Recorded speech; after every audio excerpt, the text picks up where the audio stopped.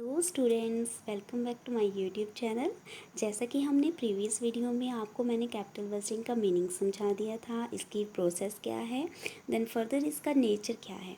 आज बच्चा लोग हम पढ़ने जा रहे हैं कैपिटल बजटिंग टेक्निक्स। ठीक है, तो देखो बेटा, ये जो थे एक आती है आपकी ट्रेडिशनल टेक्निक्स और सेकंड वन आती है आपकी मॉडर्न टेक्निक्स। ट्रेडिशनल्स में पे बैक पीरियड है, अकाउंटिंग रेट ऑफ रिटर्न है। देन मॉडर्न टेक्निक्स को आप ये भी कहते हैं डिस्काउंटेड कैश फ्लो मेथड। ठीक है, तो इसमें 3 मेथड्स हैं आपके पास। एक नेट प्रेजेंट वैल्यू है ना, ये है net present value. Then further जो आपका है internal rate of return, then profitability index. ठीक है, हम इनको बहुत ही अच्छे तरीके से पढ़ने जा रहे हैं। तो चूज़ करते हैं हम मॉडर्न टेक्निक्स कि ये क्या कहती है। जैसे कि हमने यहाँ पे नेट प्रेजेंट वैल्यू को लिया है फर्स्ट पे। ठीक है, तो आपकी जो है नेट प्रेजेंट वैल्यू क्या कहती है। नेट प्रेजेंट वैल्यू जो है वो डिफरेंस है किसके बीच में, present value of cash inflows, ठीक है, and the present value of cash outflows over a period of time. बहुत इजी वे में समझाया हुआ है। ठीक है, इसको मैं अपने तरीके से भी समझाती हूँ आपको कि ये है क्या चीज़। चलिए समझते हैं यहाँ पे। एक तो ठीक है, देखो सबसे पहले कैश इनफ्लो क्या है।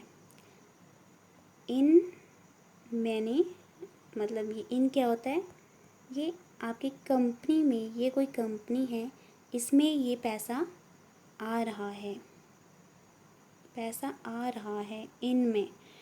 ठीक है, और आउट में पैसा जो है वो जा रहा है।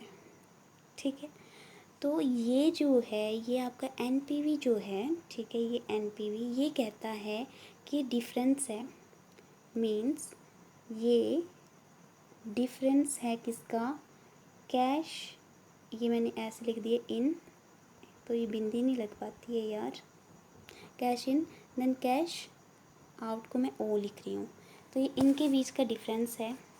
ठीक है, जैसे सॉरी, जैसे ये है आपका ये वाला फॉर्मूला इन्होंने सुजेस्ट करा हुआ है एनपीवी का, तो इसको भी देख लेते हैं। अब इन्होंने ये बताया हुआ है यहाँ पे, ये जैसे आपका ये वाला फॉर्मूला है, तो ब्रशेस का बड़ा पंगा है, ये वाला फॉर्मूला। ठीक है, एनपीवी क्या हुआ, summation T is equal to 1 on N C T upon 1 plus K T minus C not cash outflow. ये आपका इनफ्लो है, ठीक है, कैश इनफ्लो है, और ये कैश आउटफ्लो है, ये देखिए यहाँ पे। ठीक है, तो इनके बीच का जो डिफरेंस है वो आपका बताता है नेट प्रेजेंट वैल्यू। और बेटा प्रेजेंट वैल्यू का, और यहाँ पे आपको एक बार मैं बता दूँ कि ये प्रेजेंट वैल्यू पे काम करता है, ना कि प्रेजेंट वैल्यू पे ये काम करता है। ठीक है, अब ये जो आपका ये जो है सी टी अपॉन 1 प्लस के, और ये टी है, ये है आपकी प्रेजेंट वैल्यू। और बेटा इसका ना ये फ्यूचर वैल्यू से निकाली हुई है, इसलिए इसको इस तरीके से लिखा हुआ है। आपको पता है कि आपका जो होता है कैश, जो भी आपका ये कैश इनफ्लो रहता है, ठीक है, इनफ्लो रहता है, ये आपका चलता है बेटा फ्यूचर के बेस पे। ठीक है, ये आपका चलता है फ्यूचर के बेस पे। बट आपको यहाँ पे क्या लेना है, आपको यहाँ पे प्रेजेंट की वैल्यू लेनी है, इसलिए ये वाली जो वैल्यू है ये है present value of inflow of money. ठीक है, तो ये सारी चीज़ें हैं। तो ये आपने फार्मूला देख लेना। बाकी इसका एक्सेप्टेंस जो रूल है, देखो एनपीवी अगर आपकी ये बोलता है भाई साहब, अगर आपका एनपीवी जो है नेट प्रेजेंट वैल्यू जो है, ठीक है, वो आपकी जो है वो इसकी ज़्यादा है जीरो से, तो आप एक्सेप्ट करिए। ठीक है, अगर वो कम है जीरो से तो आप उसको रिजेक्ट कर दो, सीधी सी बात। और अगर आपका इक्वल आ रहा है तो मे एक्सेप्ट और नॉट भी एक्सेप्ट। ठीक है, ये आपकी चॉइस है, आप कर भी सकते हो, नहीं भी कर सकते हो। एडवांटेजेस क्या है, इसमें क्या होता है बेटा, सारी जो कैश फ्लो होती है उनको कंसीडर किया जाता है आपके प्रोजेक्ट तक जब तक चल रहा है, उसकी जितनी लाइफ है तब तक, ठीक है। इट टेक इनटू कंसिडरेशन, इसमें टाइम वैल्यू ऑफ मनी, हाँ टाइम वैल्यू ऑफ मनी का कॉन्सेप्ट मैं थोड़ा सा आपको समझा देती हूँ। वैसे ये आगे जो मेरे वीडियोस हैं, ठीक है, इसी के पार्ट है ये, तो आगे मैं इसको बहुत अच्छे से समझाऊंगी बच्चे। टाइम वैल्यू ऑफ मनी का इतना रखो, ठीक है। जैसे कि ये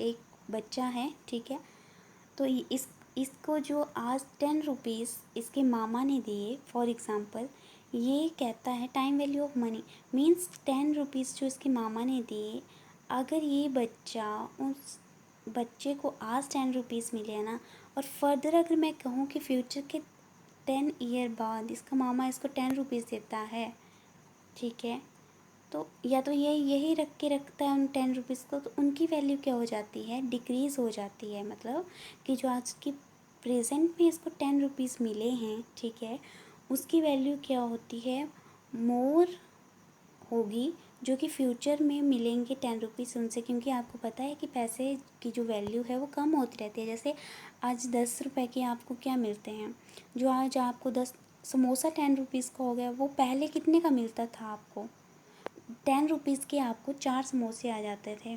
भली भांति मुझे याद है जब मेरा बचपन था तो 2 रुपये या 2.5 रुपये का समोसा था, जब हम बड़े मतलब ऐसे 5 साल के थे।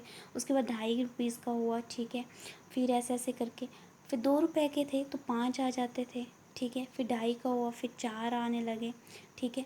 तो इस तरीके से फिर 5 का हो गया, फिर 2 आने लगे, ठीक है, फिर अब 10 का 1 आ रहा है। तो मतलब अब देखो फ्यूचर में कितने ज़्यादा वैल्यू होगी कम की। जो 10 रुपये पहले 5 या 4 या 2 समोसे ले रहा था, वो अब आज, ठीक है, आज के समय में अब आज से कितने साल पहले, आज से लगा लो कोई 20 साल पहले या इतने साल पहले जो समोसा 3 या 4 जो 10 रुपये 4 समोसे खरीदने की अहमियत रखता था, वो आज कितने एक ही खरीद रहा है। तो मतलब उसकी वैल्यू कम हो गई है 10 रुपये की।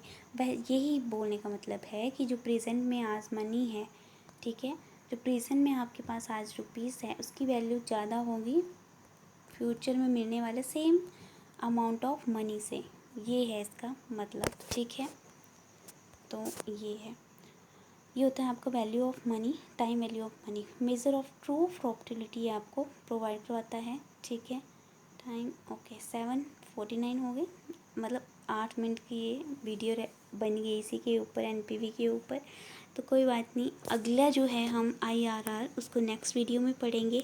मैं वीडियो शॉर्ट रखने का यही पर्पस होता है कि आप बोर ना हो, कि मतलब कौन देखे इतने ज़्यादा वीडियो, क्योंकि आलस आता है, पहले ही डर जाते हैं। मैं भी मेरी भी स्टूडेंट लाइफ है तो मुझे भी पता है कि वीडियो देख के चक्कर आ जाता है, हाय ये कैसे हम पढ़ेंगे। तो ठीक है, अगर आपको मेरी वीडियो इन्फॉर्मेटिव लगती है, ठीक है, नॉलेजफुल लगती है, आपका मतलब इंटरेस्ट बनता है, तो प्लीज़ मुझे आपसे कुछ नहीं चाहिए, आप अपने फ्रेंड्स को भी शेयर कर सकते हो ये वीडियो, और मुझे लाइक करके इतना बता सकते हो कि नहीं आप अच्छा कर रहे हो, ताकि मैं आगे से आगे ग्रो करूँ। Thank you.